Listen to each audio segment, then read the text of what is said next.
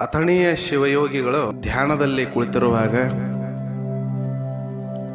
ಅವ್ರಿಗೆ ಒಂದು ವಿಚಾರ ತಲೆಯಾಗ ಬಂತು. ಏನಂತಂದ್ರ, ಲಿಂಗವನ್ನ ಕಟ್ಟಿಕೊಳ್ಳುವುದು ಇದು ನಮ್ಮನ್ನ ಬಂಧದಿಂದ ಮುಕ್ತ ಮಾಡ್ತೈತೋ ಏನ ಮತ್ತಷ್ಟು ಬಂಧನಕ್ಕೆ ಒಳಪಡಿಸ್ತೈತೋ ಅಂಥೇಳಿ ವಿಚಾರ ಬಂತು.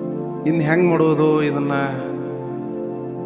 ಹೆಂಗೆ ಪರಿಹರಿಸ್ಕೊಳ್ಬೇಕು ಅಂಥೇಳಿ ಬಹಳ ವಿಚಾರ ಮಾಡಕತ್ರು. ಸಾಕ್ಷಾತ್ ಕಾಶಿಯ ವಿಶ್ವೇಶ್ವರನ ಅವತಾರಿ ಅವರು. ಯಾಕಂತಂದ್ರೆ